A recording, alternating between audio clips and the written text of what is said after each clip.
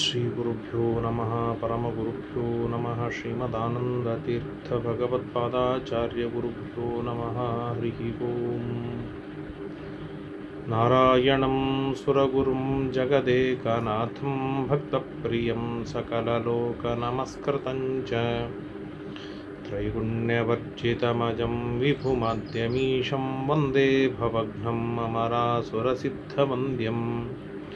ನಾರಾಯಣಾಯ ಪರಿಪೂರ್ಣಗುಣಾರ್ಣವಾಯ ವಿಶ್ವೋದಯಸ್ಥಿತಿಲಯೋನ್ನಿಯತಿಪ್ರದಾಯ ಜ್ಞಾನಪ್ರದಾಯ ವಿಬುಧಾಸುರಸೌಖ್ಯದುಃಖಸತ್ಕಾರಣಾಯ ವಿತತಾಯ ನಮೋ ನಮಸ್ತೆ. ಸರ್ವಮಂಗಲಮಾಂಗಲ್ಯೆ ಶಿವೆ ಸರ್ವಾರ್ಥಸಾಧಿಕೆ ಶರಣ್ಯೆ ತ್ರ್ಯಂಬಕೆ ಗೌರಿ ನಾರಾಯಣಿ ನಮೋಸ್ತುತೆ. ಧರ್ಮ ವಿಜ್ಞಾನ ವೈರಾಗ್ಯ ಪರಮೈಶ್ವರ್ಯಶಾಲಿನಃ ಆನಂದತೀರ್ಥ ಭಗವತ್ಪದಾನ್ ವಂದೇ ನಿರಂತರಂ. ನಮೋಸ್ತು ತಾತ್ವಿಕಾ ದೇವಾಃ ವಿಷ್ಣುಭಕ್ತಿಪರಾಯಣಾಃ ಧರ್ಮಮಾರ್ಗೇ ಪ್ರೇರಯಂತು ಭವಂತಃ ಸರ್ವ ಏವ ಹಿ. ಆನಂದತೀರ್ಥೋಪದಿಷ್ಟೋ ನಿಧಿರ್ನಾರಾಯಣಾಹ್ವಯಃ ಪ್ರದರ್ಶಿತೋ ಯೇನ ಸಮ್ಯಕ್ ಜಯತೀರ್ಥಂ ತಮಾಶ್ರಯೇ. ನೌಮಿನ್ಯಾಯ ಸುಧಾಧಿಕೃಜ್ಜಯ ಮುನೀನ್ ಶ್ರೀಪಾದರಾಟ್ಸನ್ಮಣೀನ್ ವ್ಯಾಸಾರ್ಯಾನ್ ವಿವಿಧಾಗಮಾಬ್ಧಿವಿಹರಾನ್ ಶ್ರೀವಾದಿರಾಜಾನಪಿ ವಂದೇ ಹಂಸವರಾನ್ ರಘುತ್ತಮಗುರುನ್ ವೈದಗ್ಧ್ಯಪರಾಂ ನಿಧೀನ್ ಶ್ರೀಸತ್ಯವ್ರತ ರಾಘವೇಂದ್ರ ಮುನಿಪಾನ್ ಸದ್ಬೋಧಸಧ್ಯಾನಪಾನ್. ತವ ಸಂಕೀರ್ತನಂ ವೇದಶಾಸ್ತ್ರಾರ್ಥಜ್ಞಾನಸಿದ್ಧಯೇ ವಿದ್ಯಾಪೀಠವಿಧಾತಾರಂ ವಿದ್ಯಾವಾರಿಧಿಚಂದಿರಂ. ವಿದ್ಯಾರ್ಥಿವತ್ಸಲಂ ವಂದೇ ಮಹಾಮಹಿಮಸದ್ಗುರುಂ ಪಾದಮೌಲಿಪರ್ಯಂతం ಗುರೂಢಾಮಾಕೃತಿಂ ಸ್ಮರೇತ್. ತೇನ ವಿಘ್ನಾಃ ಪ್ರಣಶ್ಯಂತಿ ಸಿದ್ಧ್ಯಂತಿ ಚ ಮನೋರಥಾಃ. ಶ್ರೀ ಗುರುಭ್ಯೋ ನಮಃ. ಶ್ರೀ ಗುರುಭ್ಯೋ ನಮೋ ನಮಃ ಹರಿ ಓಂ. ನಾರಾಯಣಂ ನಮಸ್ಕೃತ್ಯ ನರಂ ಚೈವ ನರೋತ್ತಮಂ ದೇವೀಂ ಸರಸ್ವತೀಂ ವ್ಯಾಸಂ ತತೋ ಜಯಂ ಉದೀರಯೇತ್. ಮಹತ್ವಾತ್ ಭಾರವತ್ವಾಚ್ಚ ಮಹಾಭಾರತಮುಚ್ಯತೆ ನಿರುಕ್ತಮಸ್ಯ ಯೋ ವೇದ ಸರ್ವಪಾಪೈಃ ಪ್ರಮುಚ್ಯತೆ. ಕೃಷ್ಣದ್ವೈಪಾಯನಂ ವ್ಯಾಸಂ ವಿದ್ಧಿ ನಾರಾಯಣಂ ಪ್ರಭುಂ. ಕೋಹ್ಯನ್ಯಃ ಪುಂಡರೀಕಾಕ್ಷಾನ್ ಮಹಾಭಾರತಕೃತ್ ಭವೇದ್. ವೇದೇ ರಾಮಾಯಣೇ ಚೈವ ಪುರಾಣೇ ಭಾರತೆ ತಥಾ ಆದಾವಂತೆ ಚ ಮಧ್ಯೆ ಚ ವಿಷ್ಣುಃ ಸರ್ವತ್ರ ಗೀಯತೆ. ನಮೋ ಭಗವತೆ ತಸ್ಮೈ ವ್ಯಾಸಾಯ ಅಮಿತ ತೇಜಸೆ ಯಸ್ಯ ಪ್ರಸಾದಾದ್ ವಕ್ಷ್ಯಾಮಿ ನಾರಾಯಣ ಕಥಾಮಿಮಾಂ. ಸ್ವಸ್ತ್ಯಸ್ತು ಅಶೇಷ ಸನ್ಮಂಗಲಾನಿ ಭವಂತು. ದುರ್ಯೋಧನಾದ್ದೇಷು ಪರಾಜಿತೇಷು ಭೀಷ್ಮದ್ರೋಣದ್ರೋಣಿಪುರಸ್ಸರೇಷು ಮಹಾಗಜಸ್ಥೋ ಭಗದತ್ತಾಗಾತ್ ಆಯನ್ ಬಾಣಂ ಭೀಮಸೇನೆ ಮುಚಚ್ಚ. ಮರುದಿನದ ಯುದ್ಧ ಪ್ರಾರಂಭವಾಗಿದೆ. 8ನೆಯ ದಿನದ ಯುದ್ಧ.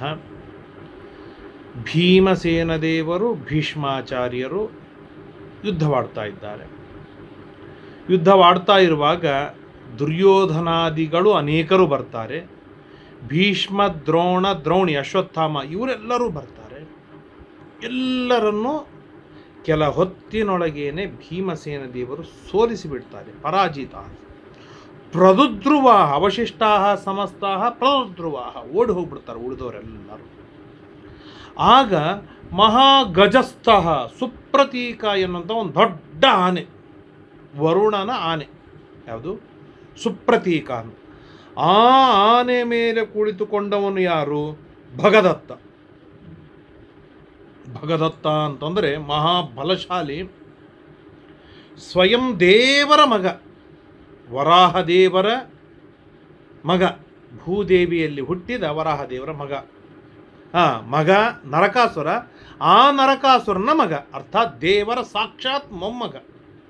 ವರುಣನೇ ಭಗದತ್ತನಾಗಿ ಅವತಾರವನ್ನು ಮಾಡಿರ್ತಾನೆ. ಪರಾಕ್ರಮಿ. ನರಕಾಸುರನ ಪಟ್ಟಣ ಈಗಿನ ಅಸ್ಸಾಮಿನಲ್ಲಿ ಇರುವಂತಹ ಅದ್ಭುತವಾದ ಅಸ್ಸಾಂ ಪ್ರದೇಶವೇನಿದೆ, ಆ ಪ್ರದೇಶದಲ್ಲಿ ಆಳುವಂಥ ನರಕಾಸುರನ ದೊಡ್ಡದಾದ ಸಾಮ್ರಾಜ್ಯ. ಆ ಸಾಮ್ರಾಜ್ಯದೊಳಗೆ ನರಕಾಸುರನ ಮಗ ದೇವರ ಮೊಮ್ಮಗನಾಗಿ, ನರಕಾಸುರನ ಮಗನಾಗಿ ಹುಟ್ಟಿ ಬರ್ತಾನೆ. ಯಾರು? ಭಗದತ್ತ. ಆ ಭಗದತ್ತ ದುರ್ಯೋಧನನ ಪಕ್ಷದೊಳಗಿರ್ತಾನೆ. ಭಗದತ್ತ ದೇವತೆಯ ಅವತಾರ, ಸ್ವಯಂ ವಿಷ್ಣು ಭಕ್ತ, ಧಾರ್ಮಿಕ. ಆ ಭಗದತ್ತ ಏನು ಮಾಡ್ತಾನೆ ಅಂದರೆ, ನೇರವಾಗಿ ಭೀಮಸೇನ ದೇವರು ಎಂದೂ ವೈಷ್ಣವರ ಮೇಲೆ ತಾವು ಹೋಗಿ ದಾಳಿ ಮಾಡಿದವರಲ್ಲ.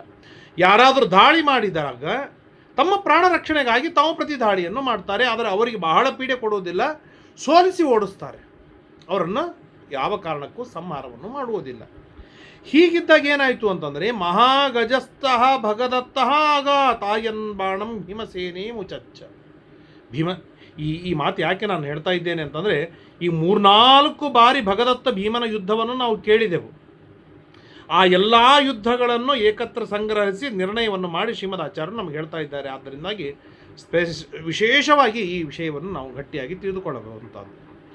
ತೇನಾತಿ ವಿದ್ಯೆ ಭೀಮಸೇನಸ್ಯ ಪುತ್ರ. ದೊಡ್ಡದಾದ ಬಾಣ, ಪ್ರಚಂಡವಾದ ಬಾಣವನ್ನು ಬಿಡ್ತಾನೆ ಭಗದತ್ತ. ಆ ಭಗದತ್ತನ ಬಾಣ ಭೀಮನಿಗೆ ತಾಕಿದಾಗ ಭೀಮ 1 ಸೆಕೆಂಡ್ ಮೆತ್ತಗಾಗ್ತಾನೆ.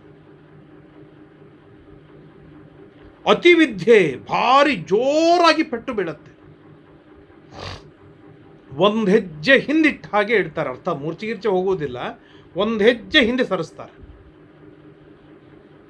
ಹನುಮಂತ ದೇವರ ಅವತಾರದಲ್ಲೂ ಕೂಡ ರಾವಣ ಗುದ್ದಿದಾಗ ಹನುಮಂತ 1 ಹೆಜ್ಜೆ ಹಿಂದೆ ಸರಿದಾಗಿ ಸರಿತಾರೆ. ಯಾಕೆ? ಅವರಿಗೆ ಇರುವ ವರ, ಬ್ರಹ್ಮದೇವರ ವರ ಇತ್ಯಾದಿಗಳ ಅದಕ್ಕೆ ಗೌರವವನ್ನು ಕೊಡುವುದಕ್ಕಾಗಿ ಅಷ್ಟು ತಾವು ಸ್ವತಂತ್ರ ತೋರಿಸ್ತಾರೆ. ತೇನಾತಿ ವಿದ್ಯೆ ಭೀಮಸೇನಸ್ಯ. ಆಗ ಏನಾಯಿತು? ಅಸ್ಯ ಪುತ್ರ ಉದ್ಯಚ್ಛಮಾನಂ ಪಿತರಂ ನಿವಾರ್ಯ. ಇನ್ನೇನು ಭೀಮಸೇನ ದೇವರು ಪ್ರತಿ ದಾಳಿ ಮಾಡಬೇಕು, ಅಪ್ಪ ನೀನು ಆಚೆ ಹೋಗು, ನಾನು ಯುದ್ಧ ಮಾಡ್ತೇನೆ ಅಂತೇಳಿ ಘಟೋತ್ಕಚ ಮಧ್ಯದೊಳಗೆ ಬಂದ. ಅವನು ಸುಪ್ರತೀಕ ಎನ್ನುವಂಥ ಒಂದು ದೊಡ್ಡದಾದ ಆನೆ ಮೇಲೆ ಕುಳಿತುಕೊಂಡು ಅವನು ಬಂದರೆ, ಈ ಘಟೋತ್ಕಚ ಮಹಾರಾಯ ಎಂಥವನು ಅಂತಂದರೆ, ಹಸ್ತಿ ಚತುಷ್ಟಯಸ್ತಃ 4 ಆನೆಗಳ ಮೇಲೆ ಕುಳಿತುಕೊಂಡು ಯುದ್ಧಕ್ಕೆ ಬರ್ತಾನೆ. ಇವನು ಎಂಥ ರೂಪವಿರಬೇಕು ನೋಡಿ. 4 ಆನೆಗಳು, ಮುಂದೆರಡು ಹಿಂದೆರಡು ಆನೆಗಳು. ಆ ಆನೆ ಮೇಲೆ ತಾನು ದೊಡ್ಡದಾದ ರೂಪವನ್ನು ತಾಳಿ ತಾನು ಯುದ್ಧಕ್ಕೆ ಬಂದ. ಅಪ್ಪ ನೀನು ಹೋಗಾಚೆ, ನಾನು ಇವನು ಭಗದತ್ತನನ್ನು ನೋಡಿಕೊಳ್ತೇನೆ. ಹಾಗಾದರೆ ಭಗದತ್ತನನ್ನು ಬಿಟ್ಟು ಭೀಮಸೇನ ದೇವರು ಹೊರಟು ಹೋದ್ರಾ ಅಂದರೆ ಹೊರಟು ಹೋದರು. ಯಾಕೆ ಅಂತಂದರೆ, ಭಗದತ್ತನಲ್ಲಿ ಸ್ವಲ್ಪ ಸ್ಪೆಷಾಲಿಟಿ ಇತ್ತು. ಏನು ಅಂತಂದರೆ, ಶ್ರೀಮದ್ ಆಚಾರ್ಯ ಹೇಳ್ತಾರೆ, ಸ ವೈಷ್ಣವಾಸ್ತ್ರಂ ಭಗದತ್ತ ಸಂಸ್ಥಂ ವಿಜ್ಞಾಯ ವಿಷ್ಣೋರ್ ವರತೋ ವಿಶೇಷತಃ. ವರಾಹದೇವರ ದಿವ್ಯವಾದ ಅನುಗ್ರಹದಿಂದ ಒಂದು ವೈಷ್ಣವಾಸ್ತ್ರ ಭಗದತ್ತ ಪಡೆದುಕೊಂಡಿದ್ದ ಅಪ್ಪನ ಮುಖಾಂತರ. ಪ್ರಚಂಡವಾದ ವೈಷ್ಣವಾಸ್ತ್ರ, ಅದು ಅಮೋಘಂ, ಅಪ್ರತಿಮವಾದಂತಕ್ಕಂಥದ್ದು. ಅಮೋಘಮನ್ಯತ್ರ ಹರೇರ್ ಮರುತ್ಸುತ ಪುತ್ರೇ ಯಾತೆ ನ ಸ್ವಯಂ ಅಭ್ಯಧಾವತ. ಆದ್ದರಿಂದಾಗಿ ಆ ಅಮೋಘವಾದ ಬಾಣ ಅವನಲ್ಲಿ ಇರೋಣದ್ರಿಂದ ಘಟೋತ್ಕಚನನ್ನು ಯುದ್ಧಕ್ಕೆ ಕಳಿಸಿದ ಭೀಮಸೇನ ದೇವರು ನ ಸ್ವಯಂ ಅಭ್ಯಧಾವತ, ತಾವು ಯುದ್ಧಕ್ಕೆ ಹೋಗಲೇ ಇಲ್ಲ. ಯಾಕೆ ಹೀಗೆ ಅಂತಂದರೆ, ಅನುಗ್ರಹಾದಭ್ಯಧಿಕಾದ ವಧ್ಯಂ. ವೈಷ್ಣವಾಸ್ತ್ರಕ್ಕೆ ಎಷ್ಟು ಅನುಗ್ರಹವನ್ನು ಮಾಡಿ ವರಾಹದೇವರು ವೈಷ್ಣವಾಸ್ತ್ರವನ್ನು ಕೊಟ್ಟಿದ್ದಾರಲ್ಲ, ಅದಕ್ಕೂ ಅಪ್ರತಿಮವಾದ ಅನುಗ್ರಹ ತನ್ನ ಮೇಲೆ ಇದೆ, ವಾಸುದೇವನ ಅನುಗ್ರಹ ಎಂಬುದಾಗಿ ಜಾನನ್. ನರಕಾಸುರ ಅಥವಾ ಭಗದತ್ತನ ಮೇಲೆ ಎಷ್ಟು ಅನುಗ್ರಹವನ್ನು ಮಾಡಿ ವೈಷ್ಣವಾಸ್ತ್ರವನ್ನು ಕೊಟ್ಟಿದ್ದಾರೆ ನೋಡಿ, ಅದಕ್ಕೂ ಕೋಟಿ ಪಟ್ಟು ಹೆಚ್ಚಿನ ಅನುಗ್ರಹ ಶ್ರೀಕೃಷ್ಣ ಪರಮಾತ್ಮನ ವರಾಹದೇವರ ಅನುಗ್ರಹ ಭೀಮಸೇನ ದೇವರ ಮೇಲುಂಟು. ಆದ್ದರಿಂದಾಗಿ ಈ ಭಗದತ್ತ ವೈಷ್ಣವಾಸ್ತ್ರವನ್ನು ನನ್ನ ಮೇಲೆ ಪ್ರಯೋಗವನ್ನು ಮಾಡಿದ್ರು ನಾ ಏನು ಸಾಯುವುದಿಲ್ಲ, ಅದು ಅವನಿಗೆ ನಿಶ್ಚಿತ. ಅದರ ಜ್ವಲಂತ ನಿದರ್ಶನ ನಾವು ಮುಂದೆ ಕಾಣುವವರಿದ್ದೇವೆ ನಾರಾಯಣಾಸ್ತ್ರವನ್ನು ಬಿಟ್ಟಾಗ. ಆದರೆ ಆ ದೇವರ ಅಸ್ತ್ರಕ್ಕೆ ಅವಮಾನ ಹೋಗಬಾರದು, ಅದು ಅಮೋಘವಾಗಬಾರದು ಎನ್ನುವ ಕಾರಣಕ್ಕಾಗಿ ತದ್ಭಕ್ತಿ ವೈಶೇಷ್ಯತೆಯೇವ ತಸ್ಯ. ಅವನ ವಿಷ್ಣುವಿನಲ್ಲಿ ಅತ್ಯದ್ಭುತವಾದ ಭಕ್ತಿ ವಿಶೇಷತೆ ಇರೋಣದ್ರಿಂದಲೇನೆ ಇವರು ಹಿಂದೆ ಸರಿದು ಬಿಡ್ತಾರೆ. ಯದಾ ಸ್ವಪುತ್ರೇಣ ಜಿತೋ, ಮತ್ತು ಅಷ್ಟೇ ಅಲ್ಲದೇನೆ ಇನ್ನೊಂದು ಕಾರಣವನ್ನು ಹೇಳ್ತಾರೆ, ಯದಾ ಸ್ವಪುತ್ರೇಣ ಜಿತೋ ಭವೇತ್ಸ. ಘಟೋತ್ಕಚನಿಂದ ಸೋತ ಅಂತಾದ ಮೇಲೆ ನನ್ನಿಂದ ಸೋತ ಅಂತೇಳಿ ಅರ್ಥ ಅಲ್ಲ, ಅದೇನು ದೊಡ್ಡದಿದೆ, ಘಟೋತ್ಕಚನಿಗೂ ಕೀರ್ತಿ ಕೊಡೋಣ ಎನ್ನುವ 2 ಕಾರಣಕ್ಕಾಗಿ ಭೀಮಸೇನ ದೇವರು ಹಿಂದೆ ಸರಿದು ಬಿಡ್ತಾರೆ. ಈ ಬಾರಿ ಹಿಂದೆ ಸರಿದ್ರು ಓಕೆ, ಹಿಂದೆ ಅನೇಕ ಬಾರಿ ಯುದ್ಧ ಮಾಡಿದ್ದಾರೆ, ಮುಂದೆ ಅನೇಕ ಬಾರಿ ಯುದ್ಧ ಮಾಡಿದ್ದಾರಲ್ಲ, ಆಗ ಯಾರು? ಘಟೋತ್ಕಚ ಸತ್ತ ಮೇಲೂ ಭೀಮಸೇನ ದೇವರು ಈ ಭಗದತ್ತನ ಜೊತೆ ಯುದ್ಧ ಮಾಡೋರು ಇದ್ದಾರಲ್ಲ, ಆಗಿನ ಅವಸ್ಥೆ ಏನು ಅಂತಂದರೆ, ಸವಿಮೃತ್ ಸ ವಿಸ್ಮೃತಾಸ್ತ್ರಸ್ತು ಯದಾ ಭವೇತ್ ತದಾ ಭೀಮೋ ಭಗದತ್ತಂ ಪ್ರಯಾತಿ. ಯಾವಾಗ ವೈಷ್ಣವಾಸ್ತ್ರದ ನೆನಪು ಭಗದತ್ತನಿಗೆ ಇರ್ತಿದ್ದಿಲ್ಲ, ಅವತ್ತಿನ ದಿನ ಯುದ್ಧ ಮಾಡುವುದು. ಭಗದತ್ತನ ಜೊತೆ ಘನಘೋರವಾಗಿ ಯುದ್ಧ ಮಾಡಿ ಅವನನ್ನು ಹಣ್ಣು ಮಾಡಿ ಕಳಿಸ್ತಿದ್ರು. ಯಾವಾಗ ವೈಷ್ಣವಾಸ್ತ್ರದ ನೆನಪು ಇರ್ತಿತ್ತು, ಆಗ ಘಟೋತ್ಕಚನನ್ನು ಮುಂದೆ ಬಿಡ್ತಿದ್ದ, ತಾನು ಹಿಂದೆ ಸರಿದು ಬಿಡ್ತಿದ್ದ. ಹಾಗಾದ್ರೆ ಘಟೋತ್ಕಚ ಸಾಯಿಲೇನು? ಅಂದರೆ ಇಷ್ಟು ಬೇಶರ್ಮ್ ಇದ್ದಾನ ಭೀಮಸೇನ ದೇವರು. ತನ್ನ ಸ್ವಾರ್ಥಕ್ಕಾಗಿ, ತಾನು ಬದುಕಬೇಕು ಎನ್ನುವುದಕ್ಕಾಗಿ ಘಟೋತ್ಕಚನನ್ನು ಬಲಿಯಾಗಿ ಮುಂದೆ ಕಳಿಸ್ತಿದ್ನೇನು? ದಾಸರೊಂದು ಹಾಡಿನೊಳಗೆ ಹೇಳ್ತಾರೆ, ಭಾಳ ಸುಂದರವಾಗಿ ಹೇಳ್ತಾರೆ, ಪುಟ್ಟ ದಾಸಿಯ ಮಗನೋ ಪರದೇಶಿಯೋ. ಮಹಾರಾಣಿಯ ಮಗ ಏನಿರ್ತಾನೆ ಅವನು ಏನಂತಾರೆ ವಾರಸುದಾರ ಯುವರಾಜ. ಪುಟ್ಟ ದಾಸಿಯ ಮಗ, ನೀನು ಬೇರೆ ಬೇರೆ ದಾಸಿಯರ ಮಕ್ಕಳು ಏನಿರ್ತಾರೆ ಅವ್ರನ್ನ ಹಾಗೆ ಬಿಟ್ಬಿಡ್ತಾರಲ್ಲ, ಸತ್ರ ಸಾಯಿಲಿ ಅಂತೇಳಿ. ಹಾಗೆ ಘಟೋತ್ಕಚನನ್ನು ಬಳಸಿಕೊಂಡ ಭೀಮಸೇನ ದೇವರು ಅಂತಂದರೆ ಭಾರಿ ಸುಂದರವಾಗಿ ಹೇಳ್ತಾರೆ ಶ್ರೀಮದ್ ಆಚಾರ್ಯ. ಇಲ್ಲ ಅಂತಂದರೆ ಭಾಳ ಸಮಸ್ಯೆ, ಇವೆಲ್ಲ ಸಮಸ್ಯೆಗಳು ಎದ್ದು ಕಾಣುತ್ತೆ ಭೀಮಸೇನ ದೇವರಲ್ಲಿ. ದೊಡ್ಡ ದೊಡ್ಡ ಲೋಪ ದೋಷಗಳು ಕಾಣುತ್ತೆ. ಶ್ರೀಮದ್ ಆಚಾರ್ಯ ಅಂತಾರೆ ಹಾಗಲ್ಲ. ಋತೆ ಭೀಮಂ ವಾರ್ಜುನಂ ನಾಸ್ತ್ರಮೇಶ ಪ್ರಮುಂಚತೀತ್ಯೇವ ಹಿ ವೇದ ಭೀಮಃ. ಈ ವೈಷ್ಣವಾಸ್ತ್ರವನ್ನು ಪ್ರಯೋಗ ಮಾಡಿದರೆ ಒಂದು ಭೀಮನ ಮೇಲೆ, ಇನ್ನೊಂದು ಅರ್ಜುನನ ಮೇಲೆ, ಇಬ್ಬರನ್ನು ಬಿಟ್ಟರೆ ಮೂರನೇದವ್ರ ಮೇಲೆ ಪ್ರಯೋಗವನ್ನು ಮಾಡುವುದಿಲ್ಲ ಅಂತ ಭಗದತ್ತ ಗಟ್ಟಿಯಾಗಿ ಪ್ರತಿಜ್ಞೆಯನ್ನು ಮಾಡಿದ್ದ. ಇದು ಭೀಮನಿಗೆ ಗೊತ್ತಿತ್ತು. ಆದ್ದರಿಂದಾಗಿ ನಾನು ಘಟೋತ್ಕಚನನ್ನು ಕಳಿಸ್ಲಿ, ಅಭಿಮನ್ಯುವನ್ನೇ ಕಳಿಸ್ಲಿ, ಅಥವಾ ಇನ್ಯಾರನ್ನೇ ಕಳಿಸ್ಲಿ, ಅವರ ಮೇಲೆ ಈ ನಾರಾಯಣಾಸ್ತ್ರವನ್ನು ವೈಷ್ಣವಾಸ್ತ್ರವನ್ನು ಇವನು ಪ್ರಯೋಗ ಮಾಡುವುದಿಲ್ಲ. ನನ್ನ ಮೇಲೆ ಪ್ರಯೋಗ ಮಾಡಿದಾಗ ನಾನು ಬದುಕಿ ಬಿಡ್ತೇನೆ, ವೈಷ್ಣವಾಸ್ತ್ರಕ್ಕೆ ಗೌರವ ಹೋಗಿಬಿಡುತ್ತೆ. ಆದ್ದರಿಂದಾಗಿ ವೈಷ್ಣವಾಸ್ತ್ರದ ನೆನಪು ಇದ್ದಾಗ ನಾನು ಹೋಗುವುದಿಲ್ಲ. ಆ ವೈಷ್ಣವಾಸ್ತ್ರದ ನೆನಪು ಇಲ್ಲದೇ ಇದ್ದಾಗ ಘಟೋತ್ಕಚಾದಿಗಳನ್ನು ನಾನು ಕೊಟ್ಟು ಕಳಿಸ್ತೇನೆ. ಅಷ್ಟಾಗಿಯೂ ಅವನು ಆ ಸಮಯದೊಳಗೆ ನೆನಪು ಮಾಡಿಕೊಂಡರೂ ಕೂಡ ಆ ಅಸ್ತ್ರವನ್ನು ಘಟೋತ್ಕಚನ ಮೇಲೆ ಪ್ರಯೋಗ ಮಾಡುವುದಿಲ್ಲಕ್ಕಿಂತ ಅರ್ಜುನ ಅಥವಾ ನನ್ನ ಮೇಲೆ ಪ್ರಯೋಗವನ್ನು ಮಾಡ್ತಾರೆ. ಆದ್ದರಿಂದಾಗಿ ಘಟೋತ್ಕಚನ ಯುದ್ಧವಾಡಿ ಸೋಲಿಸ್ತಾನೆ ಅನ್ನೋ ಗಟ್ಟಿಯಾದ ಕಾನ್ಫಿಡೆಂಟ್ ಮೇಲೆ ಭೀಮಸೇನ ದೇವರು ಕಳಿಸಿದ್ದೇ ಹೊರತು ಅವನು ಪುಟ್ಟದಾಸಿಯ ಮಗ, ಎರಡನೇ ಹೆಂಡತಿಯ ಮಗ, ಅದರೊಳಗೆ ರಾಕ್ಷಸಿಯ ಮಗ, ಸತ್ರಸಾಯಲಿ ಬದುಕಿದ್ರೆ ಬದುಕಿಲ್ಲ ಅಂತೇಳಿ ಭೀಮ ಕಳಿಸಿದ್ದು ಸರ್ವಥಾ ಅಲ್ಲ. ಇದನ್ನು ನಾವು ಗಟ್ಟಿಯಾಗಿ ತಿಳಿದುಕೊಳ್ಳಬೇಕು. ಚತುರ್ಗಜಾತ್ಮೋಪರಿಗಾತ್ಮಕಶ್ಚ ಘಟೋತ್ಕಜಂ ಸುಪ್ರತೀಕಂಚ ತಂಚ ನಾನಾ ಪ್ರಹಾರೈರ್ವಿತುದಂಶ್ಚಕಾರ ಸಂದಿಗ್ಧ ಜೀವೋ ಜಗತಾಂ ಸಮಕ್ಷಂ. ಆಗ ಭಾರೀ ಘನಘೋರವಾಗಿ ಘಟೋತ್ಕಜ ಮತ್ತು ಭಗದತ್ತನ ಯುದ್ಧವಾಡ್ತಾ ಇರುವಾಗ 4 ಆನೆಯ ಮೇಲಿರುವ ಈ ಘಟೋತ್ಕಜ ಅದ್ಭುತವಾದ ಯುದ್ಧವನ್ನು ಆಡಿ ಏನು ಮಾಡ್ತಾನೆ ಅಂತಂದರೆ, ಈ ಸುಪ್ರತೀಕ ಆನೆ ಭಗದತ್ತನನ್ನು ಇಬ್ಬರನ್ನು ಪ್ರಾಣಾವಶೇಷ ಉಸಿರಾಟ ಮಾತ್ರ ಉಳಿದಿರಬೇಕು ಹಾಗೆ ಮಾಡಿಬಿಡ್ತಾನೆ. ಗಜಾರ್ತನಾದಂತು ನಿಶಮ್ಯ ಭೀಷ್ಮ ಮುಖ್ಯ ಸಮಾಪುರೇಮಂ ಚಂದ್ರಷ್ಟು. ಆಗ ಘಟೋತ್ಕಜ ಅಷ್ಟು ಹಣ್ಣು ಮಾಡಿ ಸೋಲಿಸಿದಾಗ ಇವನ 4 ಆನೆಗಳು ಜೋರಾಗಿ ಗರ್ಜನೆಯನ್ನು ಮಾಡ್ತಾ ಇವೆ. ಆ ಘಟೋತ್ಕಜನೂ ಅಷ್ಟೇ ಗರ್ಜನೆಯನ್ನು ಮಾಡ್ತಾ ಇರುವಾಗ ಭೀಷ್ಮ, ದ್ರೋಣ ಇವರೆಲ್ಲರೂ ಯುದ್ಧಕ್ಕೆ ಬಂದಾಗ ಭೀಮಸೇನ ದೇವರು ಬಂದು ಅವ್ರನ್ನೆಲ್ಲರನ್ನು ಸೋಲಿಸಿ ಘಟೋತ್ಕಜನನ್ನು ಉಳಿಸಿಕೊಂಡು ಹೋಗಿಬಿಡ್ತಾರೆ. ಹೀಗೆ ಭಗದತ್ತ, ಭೀಮ, ಘಟೋತ್ಕಜನ ಅದ್ಭುತವಾದ ರೋಮಾಂಚಕಾರಿಯಾದ ಯುದ್ಧವಾಗುತ್ತೆ. ಇಷ್ಟು ಯುದ್ಧವಾಗ್ತಾ ಇರುವಾಗ 8ನೇ ದಿನದಲ್ಲಿ ಏನಾಯಿತು ಅಂತಂದರೆ, ಅರ್ಜುನಸ್ಯ ಸುತ ಶ್ರೀಮಾನ್ ಇರಾವಾನ್ ನಾಮ ವೀರ್ಯವಾನ್. ಈಚೆ ಭೀಮನ ಮಗ ಘಟೋತ್ಕಜ ಅವನ ಪರಾಕ್ರಮವನ್ನು ನೋಡಿ ಆಯಿತು. ಈಚೆ ಭೀಮನ ಮತ್ತೊಬ್ಬ ಮಗ ಅರ್ಥಾತ್ ಅರ್ಜುನನ ಮತ್ತೊಬ್ಬ ಮಗ, ಅವನು ಯಾರು? ಇರಾವಾನ್. ಯಾರು ಅವನು ಇರಾವಾನ್ ಅಂತ ಕೇಳಿದಾಗ ಆದಿಪರ್ವದಲ್ಲಿ ಬಂದಿದೆ. ಶ್ರೀಮದ್ ಆಚಾರ್ಯರು ನಮಗೆ ನಿರ್ಣಯವನ್ನು ಕೊಡ್ತಾರೆ. ಉತ್ಪಾದಯಾಮಾಸ ಸುತಂ ಕುಜಂಶಂ ನಾಮ್ನೇರಾವಂತಂ ವರುಣಾವೇಶಯುಕ್ತಂ. ಉಲೂಪಿ ಎಂಬುವಂತಹ ನಾಗಕನ್ಯೆ. ಆ ಉಲೂಪಿಗೆ ಏನಾಗಿತ್ತು ಅಂತಂದರೆ, ಉಲೂಪಿಯ ಗಂಡ ನಾಗನನ್ನು ಸುಪರ್ಣ ತಿಂದು ಹಾಕಿಬಿಟ್ಟಿದ್ದ ಗರುಡ. ಹಾಗಾಗಿ ಅವಳಿಗೆ ಸಂತಾನವಿರಲಿಲ್ಲ. ಸಂತಾನವಿಲ್ಲದೆ ಇರೋದ್ರಿಂದ ಏನಾದರೂ ಮಾಡಿ ಸಂತಾನವನ್ನು ಪಡೆಯಬೇಕು ಅಂತ ಹೇಳಿ ತೀರ್ಥಯಾತ್ರೆಗೆ ಅರ್ಜುನ ಬಂದಾಗ ಗಂಗಾ ನದಿಯಲ್ಲಿ ಸ್ನಾನ ಮಾಡ್ತಾ ಇರುವಾಗ ಅರ್ಜುನನ್ನು ಎತ್ತಿಕೊಂಡು ನಾಗಲೋಕಕ್ಕೆ ಹೋಗಿಬಿಡ್ತಾಳೆ. ಏನೋ ಯಾಕೆ ಕರ್ಕೊಂಡು ಬಂದ್ಯಾ? ಏನಿಲ್ಲ, ನನಗೆ ಉತ್ತಮವಾದ ಸಂತಾನವಾಗಬೇಕು, ಉತ್ತಮರಿಂದ ಸಂತಾನವನ್ನು ಪಡೆಯಬಹುದು ಧರ್ಮವಿದೆ. ಆದ್ದರಿಂದಾಗಿ ಈಗಲ್ಲ, ಹಿಂದಿನ ಕಾಲದಲ್ಲಿ ಅರ್ಥಾತ್ ದ್ವಾಪರ ಯುಗದ ಧರ್ಮವಾಗಿತ್ತು. ಅದಕ್ಕೆಲ್ಲ ಬಹಳಷ್ಟು ಪ್ರಸಂಗ ಬಂದಾಗ ತಿಳಿದುಕೊಳ್ಳೋಣ. ಆದ್ದರಿಂದಾಗಿ ನೀವು ಸಂತಾನವನ್ನು ಕೊಡಬೇಕು ಅಂತ ಹೇಳಿದಾಗ ಆಗ ಹುಟ್ಟಿದ ಮಗನೇ ಇರಾವಾನ್. ಅವನು ಹೇಗಿದ್ದ? ಗುಣ ಪಿತುಹು. ಅರ್ಜುನನ ಏನೆಲ್ಲ ಗುಣಗಳಿತ್ತೋ ಆ ಎಲ್ಲ ಗುಣ, ಪರಾಕ್ರಮ, ಶೌರ್ಯ, ವೀರ್ಯ, ಧೈರ್ಯ, ಭಕ್ತಿ ಎಲ್ಲ ಗುಣಗಳು ಇರಾವಾನ್ನಲ್ಲಿ. ಜಾತಿ ತಾಯಿ ಜಾತಿ. ಆದ್ದರಿಂದಾಗಿ ಪ್ರಾಯಶಃ ಅವನು ಸರ್ಪದ ರೂಪದಲ್ಲೇ ಇರ್ತಿದ್ದ. ಅಷ್ಟೇ ಅಲ್ಲದೇನೆ ಬಲಿ ಮಹಾಬಲಢ್ಯನಾಗಿದ್ದ. ಯಾಕೆ? ಪಾರ್ಥ ಪ್ರಥಮೋದ್ಭವತ್ವಾತ್ ಬಲಿಷ್ಠ. ಅರ್ಜುನನ ಮೊಟ್ಟ ಮೊದಲ ಮಗನಾದದ್ದರಿಂದಾಗಿ ಮಹಾಬಲಶಾಲಿ. ಎರಡನೇ ಮಗ ಏನಂತಾರೆ, ಮಣಲೂರಿನೊಳಗೆ ಹುಟ್ಟಿ ಬರ್ತಾನೆ.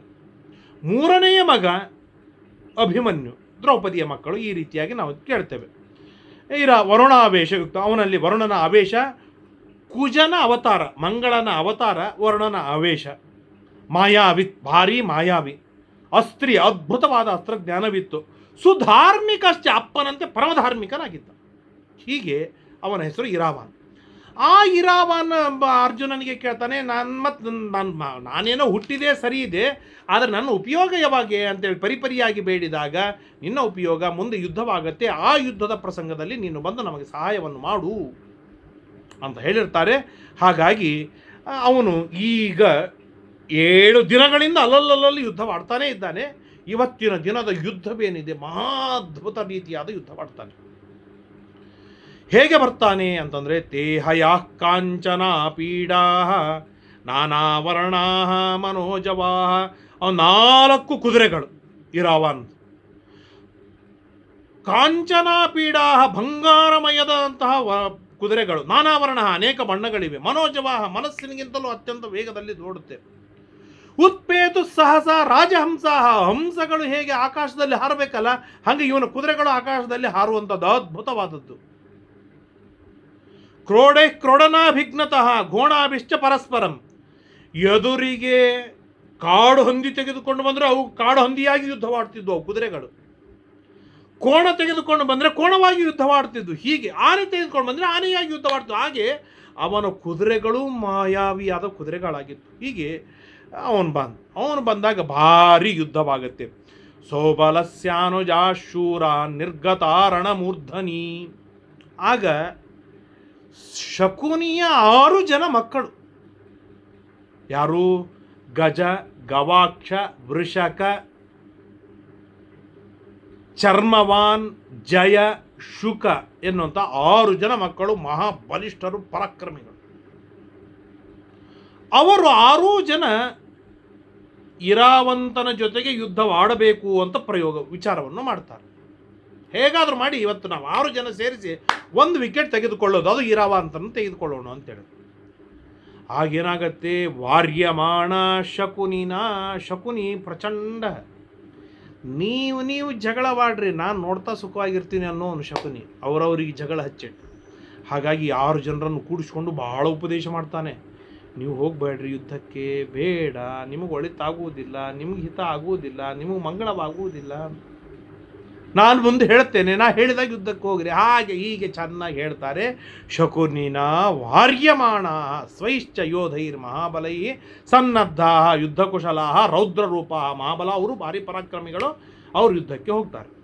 ತಾನ್ ಪ್ರವಿಷ್ಟಾಂಸ್ತದಾ ದೃಷ್ಟ ಇರಾವಾನಪಿ ವೀರ್ಯವಾನ್ ಅಬ್ರವೀತ್ ಸಮನೇ ಯೋಧಾನ್ ಸ್ವಾನ್ ವಿಚಿತ್ರ ಹಯಸ್ಥಿತಾನ್ ಇರಾವಂತಂ ಅಭಿಧೃತ್ಯ ಸರ್ವತಃ ಪರ್ಯಭಾರಯನ್. ಆಗ 6 ಜನ ಈ ಇರಾವಂತನ ಸುತ್ತ ನಿಂತು ಯುದ್ಧವಾಡ್ತಾ ಇದ್ದಾರೆ. ಏನು ಯುದ್ಧ, ಘನಘೋರವಾದ ಯುದ್ಧ. ಇವತ್ತು ಗ್ರಾಫಿಕ್ಸ್ನಿಂದ ಮಾಡಲ್ಪಟ್ಟಂತಹ ಯುದ್ಧಗಳನ್ನು ನಾವು ಟೆಲಿವಿಷನ್ನಲ್ಲಿ ನಾವು ನೋಡ್ತೇವೆ. ಅದೇ ಭಾರಿ ಇರುತ್ತೆ ಯುದ್ಧ. ಸುತ್ತಲೂ ನಿಂತು ಅಟ್ಯಾಕ್ ಮಾಡ್ತಾರೆ. ಅದನ್ನು ಹಾಗೆ ಈ ಘನಘೋರವಾದ ಯುದ್ಧಗಳನ್ನು ನಾವು ನೋಡ್ತೇವೆ. ಇದು ನಾವು ವಿಚಾರವನ್ನು ಮಾಡೋಕ್ಕೂ ಲೈವ್ ಆಗಿ ನಡೆಯುವಂಥ ಯುದ್ಧವಿದು, ಪ್ರಾಕ್ಟಿಕಲ್ ಆಗಿ ನಡೆಯುವಂಥ ಯುದ್ಧವಿದು. ಒಬ್ಬ ಇರಾವಾನ್ ಮಧ್ಯದೊಳಗಿದ್ದಾನೆ, 6 ಜನ ಸುತ್ತಲಿದ್ದಾರೆ, ಅವನ ಸೈನಿಕರು ಸುತ್ತಲಿದ್ದಾರೆ. ಅಂದರೆ ಹೇಗಿರುತ್ತೆ ಅಂತಂದರೆ, ಅದನ್ನು ಸುಮ್ಮನೆ ನಾನು ಹೇಳಬೇಕು ಅಂತಂದರೆ, ಹಿಂಗೆ ಮಧ್ಯದೊಳಗೆ ಇರಾವಾನ್ ಇದ್ದಾನೆ, 6 ಜನ ಸುತ್ತ ಇಲ್ಲ, ಇಲ್ಲೊಬ್ಬನಿದ್ದಾನೆ, ಅವನ ಅಕ್ಕಪಕ್ಕದೊಳಗೆ ಸಾವಿರಾರು ಸೈನಿಕರು, ಅದಾದ ಮೇಲೆ ಇನ್ನೊಬ್ಬನು, ಅವನ ರಕ್ಷಣೆಗಾಗಿ ಸಾವಿರಾರು ಸೈನಿಕರು. ಹೀಗೆ 6 ಜನ 6,000 ಸೈನಿಕರು. ಅಷ್ಟು ಸುತ್ತಮುತ್ತಲ ದೊಡ್ಡದಾದ ವರಾಂಡಾ ಜಾಗದೊಳಗೆ ಈ ಯುದ್ಧ ನಡೀತಾ ಇದೆ. ಇದೇ ಥರದ ಯುದ್ಧವಾಗುವುದು. ಭಾರಿ ಭಾರಿ ಬಾಣಗಳನ್ನು ಬಿಡ್ತಾರೆ, ಭಾರಿ ಮಾಯಾ ಯುದ್ಧಗಳು ನಡೀತಾ ಇರುವಾಗ ಏಕೋ ಬಹುರ್ವಿರತ್ಯರ್ಥಂ ಧೈರ್ಯಾದ್ರಾಜನ್ನ ವಿವ್ಯಥೆ. 6 ಜನರಿಗೆ ಜೊತೆಗೆ ಯುದ್ಧವಾಡ್ತಾ ಇರುವಾಗಲೂ ಕೂಡ ಇವನಿಗೇನು ತ್ರಾಸಾಗಲಿಲ್ಲ, ಧೈರ್ಯದಿಂದ ಯುದ್ಧವಾಡ್ತಾ ಇದ್ದಾನೆ. ಇರಾವಾನದ ನಿರ್ಭಿನ್ನ, ಈ 6 ಜನರ ಬಾಣಗಳಿಂದ ಇರಾವಾನಿಗೆ ಚೆನ್ನಾಗಿ ಏಟುಗಳು ಬಿತ್ತು. ಸ್ರವತ ರುಧಿರೈಣಾಕ್ತಃ ಸ್ತೋತ್ರೈರ್ವಿದ್ಧ ಇವ ದ್ವಿಪಃ ಉರಸ್ಯಪಿ ಚ ಪೃಷ್ಠೇ ಚ ಪಾರ್ಶ್ವಯೋಚ ಭೃಷಾಹತಃ. ಎದೆಗೆ, ಬೆನ್ನಿಗೆ, ಅಕ್ಕ ಪಕ್ಕದಲ್ಲಿ ಬಾಣಗಳು, ಭರ್ಚಿಗಳು ಚುಚ್ಚಿಬಿಟ್ಟಿದ್ದಾರೆ ಅವರೆಲ್ಲರೂ. ರಕ್ತ ಸುರಿತಾ ಇದೆ, ಆದರೂ ಯುದ್ಧವಾಡ್ತಾ ಇದ್ದಾನೆ ಇರಾವಾನ್. ತೈರೇವ ತಾಡಯಾಮಾಸ ಸುಬಲಸ್ಯ ಆತ್ಮಜಾನ್ ರಣೆ. ಇವನು ಎಷ್ಟೋ ವಿಚಿತ್ರ ಅಂತಂದರೆ, ಅವ್ರು ಏನು ಇವನ ಮೇಲೆ ಬಾಣಗಳನ್ನು ಹಾಕಿದ್ದಾರೆ, ಭರ್ಚಿಗಳನ್ನು ಹಾಕಿ ಚುಚ್ಚಿದಾರಲ್ಲ, ಆ ಭರ್ಚಿಯನ್ನು ಕಿತ್ತಿ ಅವ್ರ ಮೇಲೆ ಬಿಸಾಡಿ ಅವ್ರ ಮೇಲೆ ದಾಳಿ ಮಾಡ್ತಾ ಇದ್ದಾನೆ ಅಂತ ಪರಾಕ್ರಮಿ ಇರಾವಾನ್. ಇರಾವಾನ್ ಮಹಿಮೆ ಬಹಳಷ್ಟು ವರ್ಣನೆ ಹೇಳ್ತಾರೆ. ಪ್ರಾಸಾನುತ್ಕೃಷ್ಯ ತರಸ ಸ್ವಶರೀರ, ತನ್ನ ಶರೀರಕ್ಕೆ ಚುಚ್ಚಿದ ಆಯುಧಗಳನ್ನೇ ಕಿತ್ತಿ ಅದನ್ನು ತಿರುಗಿಸಿ ಅವ್ರ ಮೇಲೆ ಹಾಕಿ ಅವರಿಗೆ ಏಟು ಕೊಡ್ತಾ ಇದ್ದಾರೆ. ತೈರೇವ ತಾಡಯಾಮಾಸ ಸುಬಲಸ್ಯ ಆತ್ಮಜಾನ್ ರಣೆ ವಿಕೃಷ್ಯ ಚ ಶಿತಂ ಖಡ್ಗಂ ಗೃಹೀತ್ವಾಚ ಶರವಾರ. ಕೊನೆಗೆ ತನ್ನ ಸಾರಥಿ ಹೋಗಿದ್ದಾರೆ, ರಥ ಹೋಗಿದೆ, ಕುದುರೆ ಹೋಗಿದೆ, ಏನು ಇಲ್ಲವೇ ಇಲ್ಲ. ಕೊನೆಗೆ ಖಡ್ಗವನ್ನು ತೆಗೆದುಕೊಂಡ. ತತ ಪ್ರತ್ಯಾಗತ ಪ್ರಾಣಾ ಸರ್ವೇತೇ ಸುಬಲಾತ್ಮಜಾ ಭೂಯ ಕ್ರೋಧ ಸಮಾವಿಷ್ಟಾ ಇರಾವಾಂತಮಭಿದ್ರುತಾ. ಏನಾಗಿದೆ, ಇವನು ಖಡ್ಗ ತೆಗೆದುಕೊಂಡು ಮುಂದೆ ಬರ್ತಾ ಇದ್ದೇನೆ, ಮೈಯಲ್ಲೆಲ್ಲ ರಕ್ತ ಸೋರ್ತಾ ಇದೆ. ರಕ್ತ ಸೋರ್ತಾ ಇದೆ ಅಂದಮೇಲೆ ಇವನು ಸಾಯಲಿಕ್ಕೆ ಬಂದಾನಂದಮೇಲೆ ನಾವ್ಯಾಕೆ ಹೋಗಬೇಕು, ಇನ್ನೂ ತೀಕ್ಷ್ಣವಾಗಿ ದಾಳಿ ಮಾಡೋಣ ಅಂತೇಳಿ ರೌದ್ರ ರೂಪದಿಂದ ಅವನ ಮೇಲೆ ಮುಗಿಬೀಳ್ತಾರೆ. ಮುಗಿಬಿದ್ದರೆ ಆ ಖಡ್ಗವನ್ನು ತಿರುಗಿಸಿ ಆಯುಧಾನಿ ಚ ಸರ್ವೇಷಾಂ, ಅವರ ಆಯುಧಗಳನ್ನು ಕತ್ತರಿಸಿ ಹಾಕಿಬಿಡ್ತಾನೆ ಇರಾವಾನ್. ಬಾಹೂನ್, ಕೈಗಳನ್ನು ಕತ್ತರಿಸಿ ಹಾಕ್ತಾನೆ. ವಿಭೂಷಿತಾನ್ ಅಪತಂತ ನಿಕೃತ್ತಾಂಗ ಮೃತ ಈವ ಭೂಮೋ ಗತಾಸಮಃ ವೃಷಕಸ್ತು ಮಹಾರಾಜ ಬಹುಧಾ ವಿಪರೀಕ್ಷಿತ. ಆ ವೃಷಕನನ್ನಂತರೂ ತುಂಡು ತುಂಡು ಮಾಡಿ ಹಾಕಿಬಿಡ್ತಾನೆ. ಹೀಗೆ 6 ಜನರ ತಲೆಯನ್ನು ಕತ್ತರಿಸಿ ಹಾಕಿ ಶಕುನಿ, ದುರ್ಯೋಧನ ಇಬ್ಬರು ನೋಡ್ತಾ ಇರುವಾಗಲೇ 6 ಜನರನ್ನು ಸಂಹಾರವನ್ನು ಮಾಡಿಬಿಟ್ಟ ಇರಾವಾನ್. ಇದು ನಮ್ಮ ಪರಾಕ್ರಮವಿರಬೇಕು. ತಾನ್ ಸರ್ವಾನ್ ಪತಿತಾನ್ ದೃಷ್ಟ ಭೀತೋ ದುರ್ಯೋಧನಸ್ತದ. ಹೇಳ್ತಾರೆ, ತತ್ರಾಸದನ್ನಾಗ ಸುತಾ ಸಮುದ್ಧವ ಪಾರ್ಥಾತ್ಮಜ ಶಾಕುನೀಯಾನ್ ಷಡೇಕಃ ತೈ ಪ್ರಾಹಸಸ್ತೈ ಕ್ಷತಕಾಯೋ ಅತಿರೂಢ ಕೋಪ ಸಖಡ್ಗೇನ ಚಕರ್ತ ತೇಷಾಂ. ಎಲ್ಲರ ಕತ್ತರಿಸಿ ಹಾಕಿಬಿಟ್ಟ. ದೃಷ್ಟ್ವಾ ತಮುಗ್ರಂ ಧೃತರಾಷ್ಟ್ರಪುತ್ರ. ಈ ಉಗ್ರವಾದ ಇರಾವಾನನ್ನು ನೋಡಿ, ತನ್ನ ಕಣ್ಣೆದುರಿಗೇನೆ 6 ಜನ ಶಕುನಿಯ ಮಕ್ಕಳನ್ನು ಕತ್ತರಿಸಿ ಹಾಕಿದ್ದನ್ನು ನೋಡಿ ಭಾರಿ ಸಿಟ್ಟಿಗೆ ಬಂದವನು ಏನು ಮಾಡ್ತಾನೆ ಅಂತಂದರೆ, ಆರ್ಷ್ಯಶೃಂಗಿ, ಒಬ್ಬ ರಾಕ್ಷಸ ಶೃಂಗವಿತ್ತಂತೆ. ಅವನು ಯಾರು ಅಂತಂದರೆ ಅಲಂಬುಸ ಎಂಬುದಾಗಿ ಶ್ರೀಮದಾಚಾರ್ಯ ಹೇಳ್ತಾರೆ. ದೃಷ್ಟ್ವಾ ತಮುಗ್ರಂ ಧೃತರಾಷ್ಟ್ರಪುತ್ರೋ ದಿದೇಶ ರಕ್ಷೋಲಂಬುಸ ನಾಮಧೇಯಂ. ಅಲಂಬುಸ, ನೀನು ನಿನ್ನ ಸೈನ್ಯವನ್ನು ತೆಗೆದುಕೊಂಡು ಹೋಗಿ ಏನಾದರೂ ಮಾಡು, ಇರಾವಾಂತನ ವ್ಯವಸ್ಥೆಯನ್ನು ಮಾಡು ಅಂತ ಕೊಟ್ಟು ಕಳಿಸಿದರೆ ಘನಘೋರವಾದ ಯುದ್ಧ ನಡೀತಾ ಇದೆ. ಪ್ರಯಯೋ ಸಿಂಹನಾದೇನ ಯತ್ರ ಅರ್ಜುನ ಸುತೋ ಯುವ ತೈಯೋಧೈ ಯುದ್ಧ ಕುಶಲೈ ವಿಮಲ ಪ್ರಾಸಯೋಧಿಭಿ. ಅವನು ಅಲಂಬುಸ ಏನು ಮಾಡ್ತಾನೆ, ತನ್ನ ಫ್ರೆಶ್ ಆದ ಯೋಧರನ್ನು ತೆಗೆದುಕೊಂಡು ಹೋದ. ಇರಾವಾನ್ ಜೊತೆ ಯೋಧರೇ ಇಲ್ಲ. ಹಾಗಿದ್ದಾಗಲೂ ಕೂಡ ಇರಾವಾನ್ ಯೋಧರಿಲ್ಲ, ಏಕಾಂಗಿಯಾಗಿದ್ದಾನೆ. ರಥ ಇಲ್ಲ, ಪದಾತಿಗಳು ಏನಿಲ್ಲ. ಅವನ ರಕ್ಷಣೆಗಾಗಿ ಯಾರೂ ಬರ್ತಾ ಇಲ್ಲ ಅಂತಂದರೆ ಅವನು ಎಲ್ಲಿ ಯುದ್ಧವಾಡ್ತಾ ಇದ್ದಾರೆ ಗೊತ್ತು, ಎಲ್ಲರೂ ದೂರ ದೂರದಲ್ಲಿ ಹೋಗಿಬಿಟ್ಟಿದ್ದಾರೆ. ಹಂತು ಕಾಮೋ ಮಿತ್ರಘ್ನೋ ರಾಕ್ಷಸಂ ಪ್ರತ್ಯವಾರಯತ ತಮಾಪತಂತಂ ಸಂಪ್ರೇಕ್ಷ್ಯ ರಾಕ್ಷಸ ಸುಮಹಾಬಲ ತ್ವರಮಾಣಸ್ತೋ ಮಾಯಾಂ ಪ್ರಯೋಕ್ತು ಉಪಚಕ್ರಮೇ. ಆಗ ಅಲಂಬುಸ ಇರಾವಾನ್ ಇದ್ದಲ್ಲಿ ಬಂದು ಹಾಕಿ ಹಿಡಿದು ಹೊಡೆದು ಸಂಹಾರವನ್ನು ಮಾಡಲಿಕ್ಕೆ ಹೋಗ್ತಾ ಇರುವಾಗ ಮಾಯಾ ಪ್ರಯೋಗವನ್ನು ಮಾಡಿಬಿಡ್ತಾನೆ ಇರಾವಾನ್. ಪ್ರಯೋಗ ಮಾಡಿದಾಗ ತೇರ ಮಾಯಾಮಯಾ ಸೃಷ್ಟ ಹಯಾಸ್ತಾವಂತ ಏವಹಿ. ಅಲಂಬುಸ ಎಷ್ಟು ಕುದುರೆಗಳ ಕುಳಿತುಕೊಂಡ ರಥದ ಮೇಲೆ ಬರ್ತಾ ಇದ್ದಾನೆ, ಅಷ್ಟು ಕುದುರೆಗಳನ್ನು ನಿರ್ಮಾಣವನ್ನು ಮಾಡಿಬಿಟ್ಟ. ಸ್ವಾರೂಢಾಹ, 100 ಕುದುರೆಗಳ ಮೇಲೆ ಅನೇಕ ರಾಕ್ಷಸರನ್ನು ನಿರ್ಮಾಣವನ್ನು ಮಾಡಿದ ಮಾಯಾಯುದ್ಧದಿಂದ, ಮಾಯಾ ಬಲದಿಂದ. ತೈ ಸಮೃದ್ಧ ಸಮಾಗಮ್ಯ ದ್ವಿಸಹಸ್ರಕ ಪ್ರಹರಿಣ. ಎಷ್ಟು ಜನ? 2000 ಜನರನ್ನು ನಿರ್ಮಾಣವನ್ನು ಮಾಡಿಬಿಟ್ಟ ಇವನು. ಯಾರು? ಇರಾವಾನ್. ಹೋಗ್ರಿ ಯುದ್ಧವಾಡ್ರಿ ಅಂತ ಯುದ್ಧಕ್ಕೆ. ಯುದ್ಧ ಕಳೆದ ಘನಘೋರವಾದ ಯುದ್ಧವಾಗ್ತಾ ಇದೆ. ಆ ಯುದ್ಧದೊಳಗೆ ಅಲಂಬುಸ ಅವನು ರಾಕ್ಷಸ, ಅವನು ಮಾಯಾವಿ, ಅವನು ಪ್ರತಿ ಮಾಯಾವಿ ನಿರ್ಮಾಣವನ್ನು ಮಾಡ್ತಾ ಇದ್ದಾನೆ. ಹೀಗೆ ಯುದ್ಧ ನಡೀತಾ ಇದೆ, ಭಾರಿ ಘನಘೋರವಾದ ಯುದ್ಧ ನಡೀತಾ ಇದೆ. ಯಾವ ಮಟ್ಟಿಗೆ ಅಂತಂದರೆ, ಅವನು ಘೋರವಾದ ಆನೆಯಾಗಿ ಬಂದರೆ ಇವನು ಆನೆಯಾಗಿ ಸಂಹಾರವನ್ನು ಮಾಡಿಬಿಡ್ತಾನೆ, ಸಿಂಹವಾಗಿ ಸಂಹಾರವನ್ನು ಮಾಡಿಬಿಡ್ತಾನೆ. ಅವನು ಮತ್ತೆ ಯುವಕನಾಗಿ ಬಲಿಷ್ಠನಾಗಿ ಅಲಂಬುಸ ಮತ್ತೆ ಯುದ್ಧಕ್ಕೆ ಬರಬೇಕು. ಇನ್ನೊಂದು ಏನೋ ಕಲ್ಲಾಗಿಯೋ ಗುಡ್ಡಾಗಿಯೋ ಕೆಂಡವಾಗಿ ಇನ್ನೇನೋ ಆಗಿ ಬರಬೇಕು. ಅದು ಇರಾವನ ಅವನು ಸಂಹಾರವನ್ನು ಮಾಡೋದು. ಮತ್ತೊಂದು ಹೀಗೆ ಬೇರೆ ಬೇರೆ ಬೇರೆ ಬೇರೆ ರೂಪಗಳಿಂದ ತಾಳಿ ಯುದ್ಧಕ್ಕೆ ಬರ್ತಾನೆ ಅಲಂಬುಸ. ಆ ಎಲ್ಲ ರೂಪಗಳಿಗೂ ಇವನು ಪ್ರತಿಯಾದ ವಿರೋಧಿಯಾದ ರೂಪವನ್ನು ತಾಳಿ ಅವನನ್ನು ಸಂಹಾರವನ್ನು ಮಾಡ್ತಾ ಇರ್ತಾನೆ. ಸಂಹಾರವನ್ನು ಮಾಡ್ತಾ ಇರುವಾಗ ಸನಿಕೃತ್ತಂ ಧನುರ್ದೃಷ್ಟ ಕಂಜವೇನ ಸಮಾವಿಶತ್. ಆಗ ಬಾಣಗಳಿಂದ ಯುದ್ಧವಾಡ್ತಾ ಇರುವಾಗ ಧನುಸ್ಸು ಮುರಿದು ಹೋಗಿಬಿಡ್ತು, ಖಡ್ಗ ಹೋಗಿಬಿಡ್ತು, ಕೈ ಜಾರಿಬಿಡ್ತು. ಉಳಿದ ಆಯುಧಗಳು ಯಾವುದೂ ಇಲ್ಲ. ಏನು ಮಾಡಬೇಕು ಅಂತ ಹೇಳಿದಾಗ, ಇರಾವಂತಂ ಅಭಿಕೃದ್ದಂ ಮೋಹಯನ್ನಿವ ಮಾಯ ತಥೋ ಅಂತರಿಕ್ಷಂ ಉತ್ಪಾತ್ಯ ಇರಾವಾನಪಿ ರಾಕ್ಷಸ. ಆಗ ಇವನು ಏನಂತಾರೆ, ಅಂತರಿಕ್ಷಕ್ಕೆ ಜಿಗಿದ್ಬಿಟ್ಟ ಇರಾವಾನ್. ಅಂತರಿಕ್ಷಕ್ಕೆ ಜಿಗಿದಾಗ ತಥೋ ಅಂತರಿಕ್ಷಂ ಉತ್ಪಾತ್ಯ ಇರಾವಾನಪಿ ರಾಕ್ಷಸಂ ವಿಮೋಹಯಿತ್ವ ಮಾಯಾವಿ. ಅನೇಕ ಮಾಯಾಗಳನ್ನು ನಿರ್ಮಾಣವನ್ನು ಮಾಡಿ ಈ ಇರಾವಂತನೂ ಕೂಡ ಚಿಚ್ಛೇದ ಸರ್ವಮರ್ಮಜ್ಞ. ಆ ಅಲಂಬಸನ ಎಲ್ಲ ಬಾಣಗಳನ್ನು, ಆಯುಧಗಳನ್ನು, ರಥವನ್ನು ಎಲ್ಲ ಕತ್ತರಿಸಿ ಆಗಿಬಿಟ್ಟ. ಏವಂ ತದ್ ರಾಕ್ಷಸಸ್ಯ ಅಂಗಂ ಚಿನ್ನಂ ಚಿನ್ನಂ ವ್ಯಪೋಹತ. ಆ ರಾಕ್ಷಸನ ಶರೀರವನ್ನು ಛಿದ್ರ ಮಾಡಿಬಿಟ್ಟ, ತುಂಡು ಮಾಡಿ ಹಾಕಿಬಿಡ್ತಾನೆ ಇರಾವಾನ್. ಹೇಗೆ ಕೊಡ್ಲಿಯಿಂದ ತುಂಡು ಮಾಡಿ. ಅದನ್ನು ನೋಡಿ ಭಾರಿ ತಲೆ ಕೆಟ್ಟು ಆರ್ಷಶೃಂಗಿಸ್ತೋ ದೃಷ್ಟ ಸಮತೆ ಶತ್ರುಮೂರ್ಜಿತಂ ಕೃತ್ವ ಘೋರಂ ಮಹದ್ರೂಪಂ. ದೊಡ್ಡದಾದ ರೂಪವನ್ನು ತಾಳಿದ ಅಲಂಬುಸ. ಎಷ್ಟು ದೊಡ್ಡ ರೂಪ ಅಂದರೆ ಎತ್ತಿ ನೋಡಿದರೆ ಇರಾವಾನಿ ಕಾಣಿಸ್ತಿಲ್ಲ, ಅಷ್ಟು ಎತ್ತರದ ರೂಪವನ್ನು ತಾಳಿ ಯುದ್ಧಕ್ಕೆ ಬಂದಾಗ ಇವನೇನು ಮಾಡ್ತಾರಂತಂದರೆ, ಇರಾವತ ಶಿರೋ ರಕ್ಷಃ ಪಾತಯಾಮಾಸ ಭೂತಲೆ.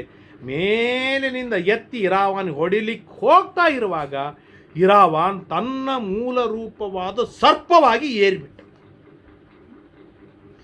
ದೇವಲೋಕದ ಸರ್ಪ ಅಂದ್ರೆ ಮೂಲ ಜಾತಿಯ ಸರ್ಪ. ಇದು ದೊಡ್ಡದಾಗಿರ್ತಕ್ಕಂಥ ನಾಗವಾಗಿ ಏರಿಸಿ ಇನ್ನೇನು ಅಲಂಬುಸನಿಗೆ ಹೊಡೆದು ಬಿಡಬೇಕು, ಕಚ್ಚಬೇಕು ಅಂತೇಳಿ ಕೆಂಡಕಾರ್ತ ಕಸ್ತಾ ಇರುವಾಗ ಆ ಮಹಾ ದುಷ್ಟ ಅಲಂಬುಸ ಏನು ಮಾಡ್ತಾನೆ ಅಂದರೆ ಗರುಡನಾಗಿ ಬಿಡ್ತಾನೆ. ಶ್ರೀಮದ್ ಆಚಾರ್ಯರು ಭಾರಿ ಹೇಳ್ತಾರೆ, ತತಸ್ತ್ವನಂತಾಕೃತಿ ಮಾಪ್ತಮಾರ್ಜುನಂ ಸುಪರ್ಣ ರೂಪೋ ಅಹನದಾಶು ರಾಕ್ಷಸ. ಆಗ ಏನಂತಾರೆ, ಸೌಪರ್ಣಂ ರೂಪಮಾಸ್ಥಾಯ. ಗರುಡನ ರೂಪವನ್ನು ತಾಳಿ ಹಾವನ್ನು ಇರಾವನ್ನೇ ತಿಂದು ಹಾಕಿಬಿಡ್ತಾನೆ, ಅರ್ಥಾತ್ ಕಚ್ಚಿ ಅವನನ್ನು ಸಂಹಾರವನ್ನೇ ಮಾಡಿಬಿಡ್ತಾನೆ. ಹೀಗೆ ಬಲಾಢ್ಯನಾಗಿರ್ತಕ್ಕಂಥ ಇರಾವಾನ್ ಅವತ್ತಿನ ಅಂದರೆ ಮೊದಲನೇ ದಿನದೊಳಗೆ ಸ್ವಲ್ಪ ಹಿನ್ನಡೆ ಆಗಿತ್ತು. ಅದಾದ ಮೇಲೆ ದೊಡ್ಡವನ್ನು ಸಂಹೃತನಾದದ್ದು ಇರಾವಾನ್ನೇ ಮೊದಲನೇದು. ಆ ಮಟ್ಟದೊಳಗೆ ಪಾಂಡವರು ಯುದ್ಧವಾಗ್ತಾ ಇರುವಾಗ ಎಲ್ಲರೂ ಗರ್ಜನೆ ಮಾಡ್ತಾ ಇದ್ದಾರೆ, ಕುಣಿತಾ ಇದ್ದಾರೆ, ಭಾರಿ ಸಂತೋಷವಾಗಿದೆ. ಇಷ್ಟಾಗ್ತಾ ಇರುವಾಗ ಇರಾವಂತಂತು ನಿಹತಂ ಸಂಗ್ರಾಮೇ ವೀಕ್ಷ ರಾಕ್ಷಸ. ಯಾವಾಗ ಇರಾವಾನ್ ಕೆಳಗೆ ಬಿದ್ನಲ್ಲ, ಆ ಬಿದ್ದದ್ದನ್ನು ಇರಾವಾನನ ರಕ್ಷಣೆಗಾಗಿ ಘಟೋತ್ಕಜ ಓಡಿ ಬರ್ತಾ ಇದ್ದ, ಸತ್ತು ಬಿದ್ದ. ನೋಡಿದ ಕೂಡಲೇ ಘಟೋತ್ಕಜ ಘೋರಾಗಿ ಗರ್ಜನೆ ಮಾಡಿ ಸಿಟ್ಟಾಗಿ ಯುದ್ಧಕ್ಕೆ ಧುಮುಕ್ತಾ ಇದ್ದಾನೆ ಅಲಂಬುಸನ ಜೊತೆಗೆ. ಘನಘೋರವಾದ ಯುದ್ಧ ಪ್ರಾರಂಭವಾಗತ್ತೆ. ಆ ಯುದ್ಧ ಎಷ್ಟು ಅಮೋಘವಾಗಿದೆ ಅನ್ನೋದನ್ನು ನಾಳೆಯ ದಿನ ನಾವು ಕೇಳೋಣ ಎಂಬುದಾಗಿ ತಿಳಿಸ್ತಾ ಇವತ್ತಿನ 4 ಮಾತುಗಳನ್ನು ಮುಕ್ತಾಯ ಮಾಡ್ತೇನೆ. ಹರಯೇ ನಮಃ. ಶ್ರೀಕೃಷ್ಣಾರ್ಪಣಮಸ್ತು. ಯಸ್ಸರ್ವಗುಣ ಸಂಪೂರ್ಣಃ ಸರ್ವದೋಷ ವಿವರ್ಜಿತಃ ಪ್ರಿಯತಾಂ ಪ್ರೀತ ಏವಾಲಂ ವಿಷ್ಣುರ್ಮೇ ಪರಮಸ್ಸಹರತ ಅನೇನ ಭಾವಿ ಯತ್ಪುಣ್ಯಂ ತದಾಪ್ನೋತು ಗುರುನ್ನಮ. ಶ್ರೀಕೃಷ್ಣಾರ್ಪಣಮಸ್ತು.